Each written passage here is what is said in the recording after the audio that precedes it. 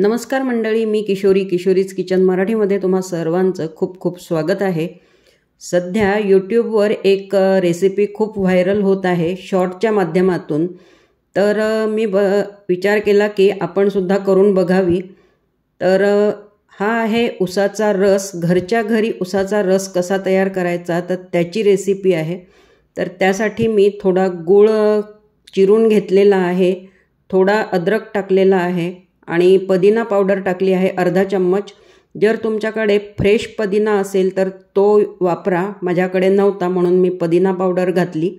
आणि अर्धा चम्मच काळा मीठ घातलेला आहे आणि अर्धा लिंबाचा रस घालून घेतला। 4 ते 5 त्यामध्ये आईस क्यूब टाकून घेतलेले आहेत।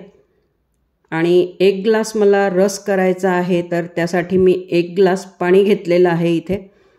तर हे सर्व मिश्रण एकत्र करून मिक्सरमधनं काढून घ्यायचं आहे, फिरवून घ्यायचं आहे। तर खरंच ह्या प्रकारे जर आपण घरच्या घरी उसाचा रस तयार करू शकलो तर बाहेर जाऊन पिण्याची गरजच नाही आहे। तर मी विचार केला की चला आपणही करून बघावा उसाचा रस घरच्या घरी। तर मस्त असा हा उसाचा रस तयार झालेला आहे। आता पिऊन बघितल्यानंतरच ह्याची खरी टेस्ट कळेल कसा आहे तो। खरंच बाहेरच्या उसाच्या रसासारखा वाटतो की काही वेगळा वाटतो।